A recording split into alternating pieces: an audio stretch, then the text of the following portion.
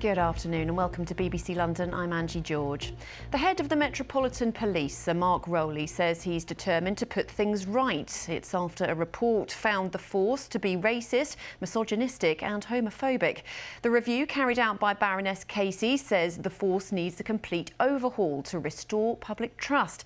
It must be forced to change, she says, if it doesn't respond adequately to the serious systemic and institutionalised failings raised. I have found institutional failings. The institution itself cannot say that, there are racists in that organisation, loads that aren't racist, but some that are. There are serving officers and staff on the receding end of that racism, not everybody but some. He has already agreed that there is systemic bias in the misconduct system. I find it in recruitment, I find it in other areas. I think that there is systematic sexism, misogyny just in their choice. I understand that your trust in policing is bound to be shaken. I can't pretend otherwise. I am absolutely determined that we will fix this, and the vast majority of my colleagues who care deeply about policing are as well.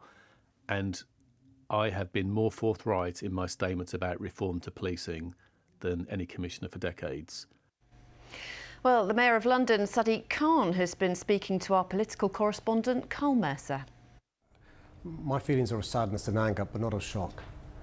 It's because of a series of scandals that I asked for this independent review to be done by Dame Louise Casey, because of my concern that there could be systemic cultural issues, definitely not so-called rotten apples or wrongers, and that's why this report is so important.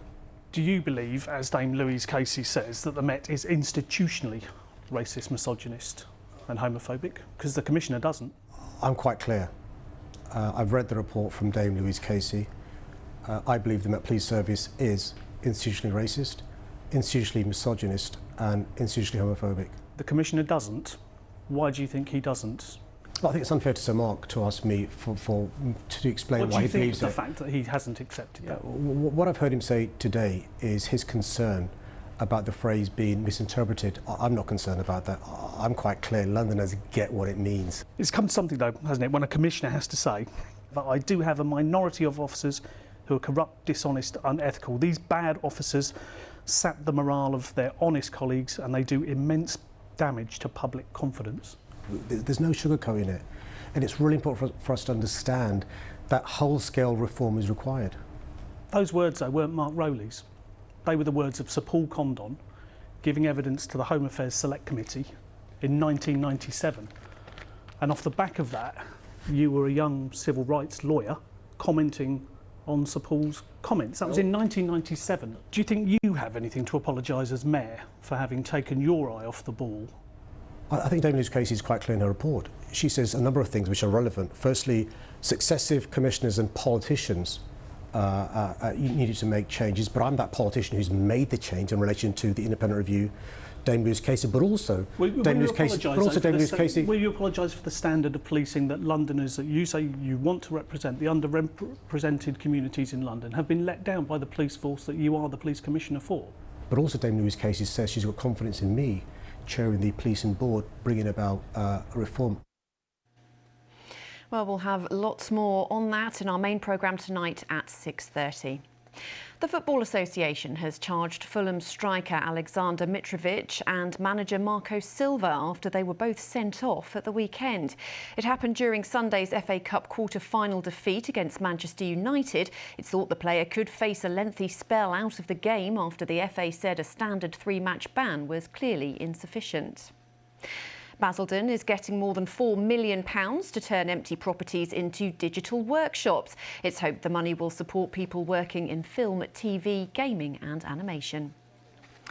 Now to the story of Phoenix, a young musician from Putney. He's been having music therapy since the age of 3 after being diagnosed with speech delay and autism. He's now using his talents to raise funds to support other children and adults to benefit from the same support he had.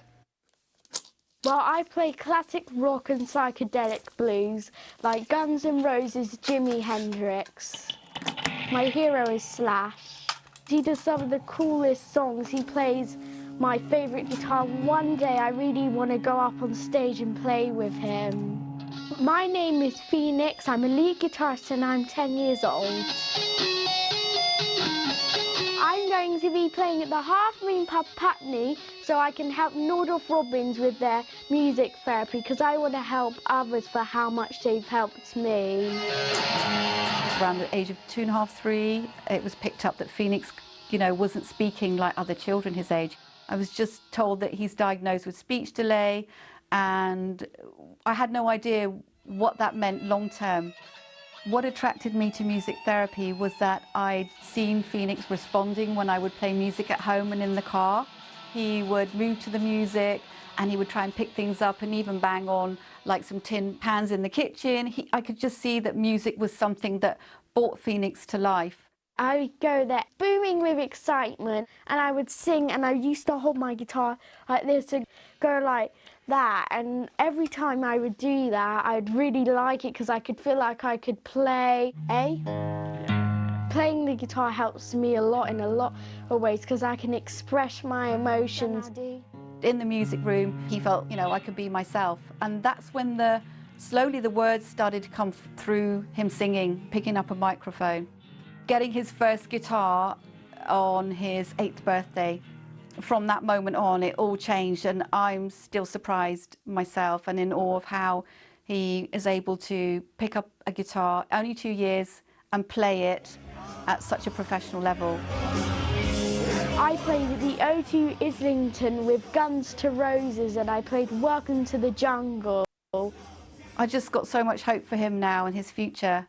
And it all began with music therapy, and now he's here and he's going to be playing this gig to show others what's possible. It'll be a night of like classic rock and psychedelic blues, and it's going to be really awesome.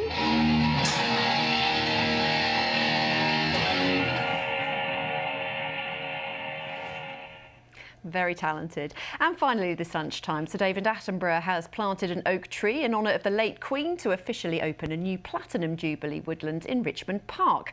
The naturalist and TV presenter was joined by local school children and said it was a fitting tribute to her memory. The Plant a Tree for the Jubilee project has seen more than 1 million new trees planted in the Queen's name to celebrate her reign and create a lasting environmental legacy. Time for the weather now. Here's Elizabeth. Hello there, good afternoon. It's certainly still mild out there. We've still got a brisk southwesterly wind blowing, some more showers to come in the forecast. But the big difference between today's weather and yesterday's is that today there's a lot more brightness and sunshine around, as illustrated by our weather watchers here in southwest London. Now, as we head through the rest of the afternoon, then the showers where we see them will gradually start to fade away. Some brighter spells. We've still got the strength of that southwesterly wind. Top temperatures all the way up to 14 or 15 degrees Celsius, so again, well above the seasonal average.